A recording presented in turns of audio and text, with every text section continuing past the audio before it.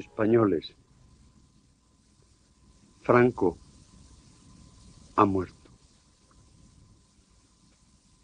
El hombre de excepción, que ante Dios y ante la historia asumió la inmensa responsabilidad del más exigente y sacrificado servicio a España, ha entregado su vida.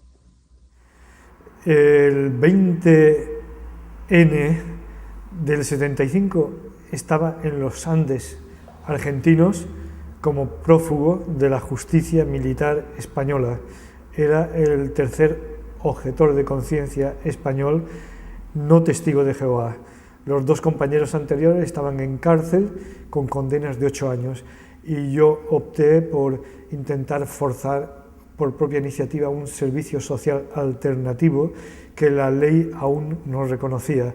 Entonces, justo estaba con un servicio a los indígenas de la región, con mi esposa y con gente de la no violencia, como Adolfo Pérez Esquivel, aunque él estaba más en Buenos Aires que en el norte argentino, y poco después llegaría el golpe de Estado argentino, por tanto fuimos de dictadura en dictadura. Cuando hablamos de genocidio, ya has explicado el genocidio ruandés, que quizás sea el más, si me permites decirlo, escandaloso en cifras, porque supera cualquier previsión que pueda haber en un conflicto europeo, aparte del tema judío, pero yo creo que el tema de los Grandes Lagos nos llamó a todos la atención por los ceros que seguían a cada cifra. ¿Cuándo te implicas? ¿Cuándo viene esa motivación? Pues en mi caso nadie nos puede acusar de anti-Tutsi ni de pro-Hutu, porque yo precisamente me impliqué cuando todo el mundo quedó conmocionado por las imágenes del genocidio de los Tutsis en la primavera del 94. Lo que pasa es que después fui sobre el terreno a Ruanda y Burundi y vi que la realidad no era exactamente como la habían transmitido. Una matanza de 100 Hutus en el interior de Burundi por el ejército monoétnico Tutsi, no trascendía, no aparecía por ninguna parte cuando a los pocos días volví a Europa, y sin embargo siempre que aparecía algo eran los Tutsis asesinados por los extremistas Hutus. Fui bastante rápidamente dándome cuenta que la realidad era una cosa y la versión oficial, la propaganda, era otra bien diferente, ¿no? Estabas inmerso, me imagino, en una guerra civil entre tribus, pero en definitiva era una guerra civil en el país. Inicialmente fue una guerra civil, fue una agresión internacional desde Uganda, pero claro, después fue transformándose en una segunda agresión al Congo, porque no hablamos solamente del genocidio ruandés, hablamos del genocidio ruandés congolés. El mayor número de víctimas está en el Congo, no en Ruanda, y en el Congo hay centenares de etnias. El conflicto del Congo no se entiende, o de Ruanda con el Congo, o la agresión de Ruanda al Congo, no se entiende para nada con claves étnicas. No tiene nada que ver, solamente se entiende como puro pillaje y como un proyecto mucho más amplio que un conflicto tribal o una guerra civil ruandesa. Es la conquista de un país, el Congo, que tiene unos recursos, si no los más importantes del planeta, de los más importantes, y en el que detrás ya hemos tenido tiempo suficiente para comprobar que están multinacionales occidentales poderosísimas, en conflicto con los intereses chinos, que cada día están entrando más en África y cada día tienen más necesidad de recursos. Por tanto, el conflicto interno regional es un aspecto solo y quizá no el más relevante de lo que está ocurriendo en la región. Cuando no es testigo de hecho en sí, ¿cuál es la actitud? ¿Cuándo? ¿Cuál es la actitud cuando no es testigo de un hecho así? Vas a Ruanda, te empapas de una realidad que es otra de la que se vende, entre comillas, y me comentaba un periodista colombiano que lo que no puedes hacer como testigo de un genocidio, una matanza o de un hecho salvaje, estas características, es callarte. Lo que no puede haber es silencio. Bueno, esa es nuestra visión de la realidad. Yo me acuerdo con mucha frecuencia de esa generación en la que estaban Gandhi, bueno, un poquito después Luther King, Einstein.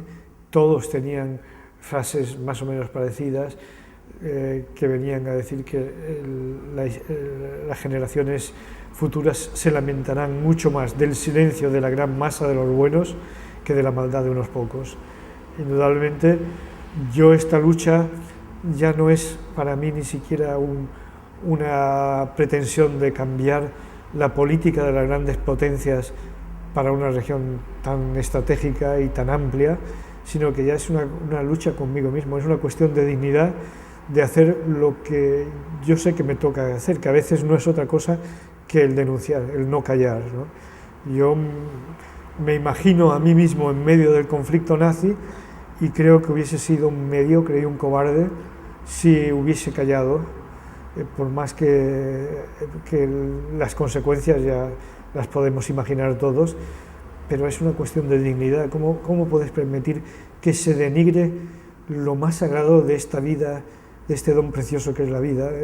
Es como, no lo sé, es que es incompatible con lo que soy, con lo que pretendo, con lo que quiero ser y conmigo mismo, ¿no?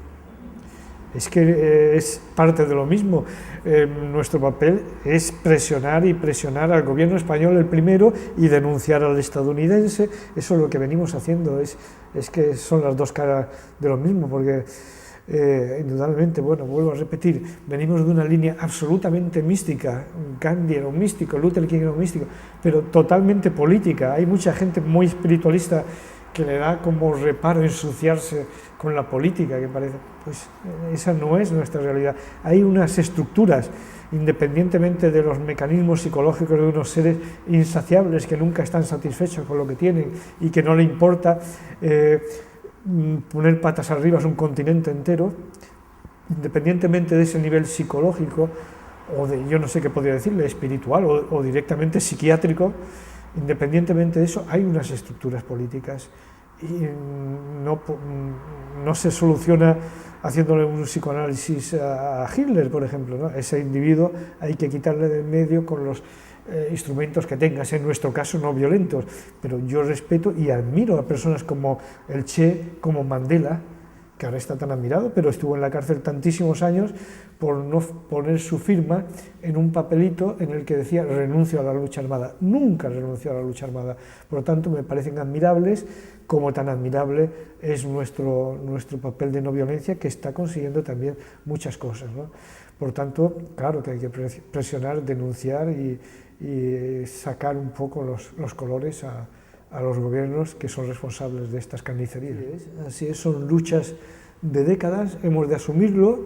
Hay otros que prefieren dedicarse a construir hospitales y escuelas y apadrinar niños, me parece una opción maravillosa, pero nuestro amigo Vicente Ferrer, que tanto quisimos y que estuvo en nuestra fundación, a que le cedíamos incluso un local para que tuviese su sede allí en Mallorca, Vicente Ferrer no hubiese podido hacer la revolución que hizo en la India si otro visionario que estaba ya en el ámbito de lo político como Gandhi, no hubiese tenido una parte importantísima en el hecho de que la potencia colonial tuviese que salir del país y restituyese al pueblo de la India su derecho a autodeterminarse y a decidir su futuro y a usar sus recursos.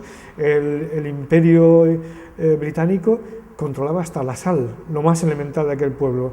Por tanto, yo he escrito algún artículo en el que digo que son inseparables Vicente Ferrer y Gandhi, que la colaboración es necesaria entre los humanitarios, los cooperantes y también esta gente. Por tanto, creo que hay mucha tarea para todos. Lo que pasa, volviendo al motivo de tu pregunta, es que apadrinar un niño, ver los resultados al próximo mes y en estas luchas que van al núcleo del problema, en nuestro caso el problema es evidente. Un genocida como Kagame ni puede ser propuesto por Ban Ki-moon como modelo de lucha contra el hambre, ni puede gobernar un país.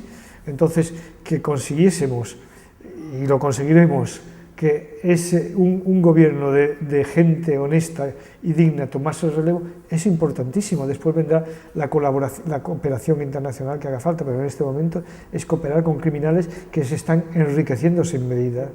Es que el éxito de este grupo tan aguerrido, tan poderoso como es el Frente Patriótico Ruandés, le viene precisamente por el hecho de haber sido elegido por esas potencias anglófonas que desde hacía décadas estaban ya en el Congo, desde el momento del asesinato de Lumumba, haber sido elegido por ellos para ejecutar el plan que querían sobre la región.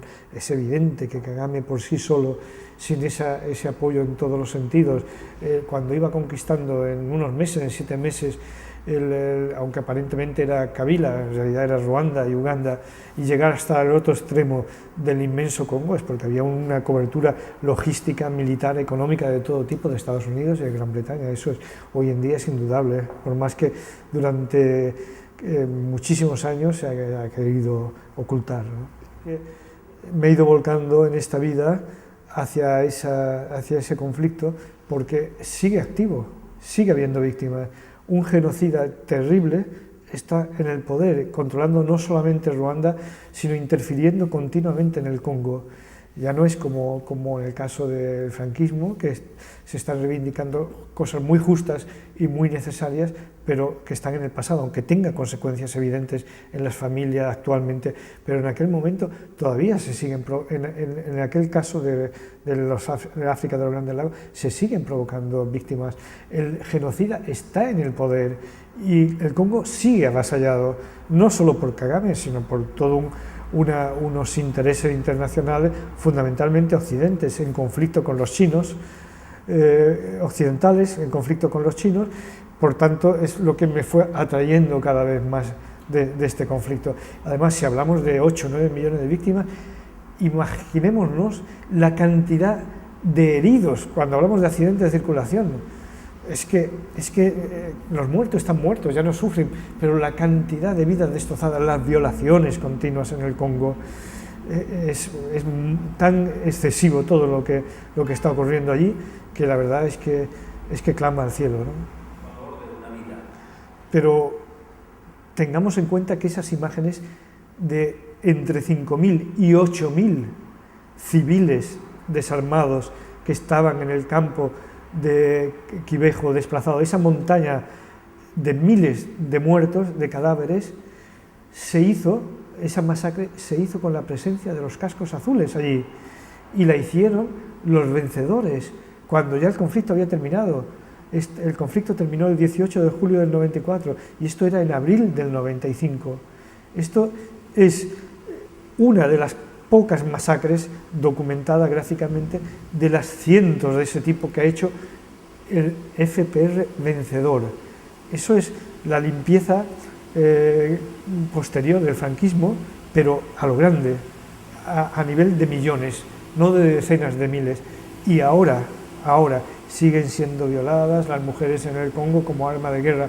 Por tanto, yo creo que cualquier persona que realmente llegue a conocer un poco a fondo este conflicto es que seguro que queda impactada y seguro que de una manera o de otra se siente afectado y se va a implicar de alguna manera, porque realmente es que yo no conozco en este momento otra cosa semejante sobre el planeta.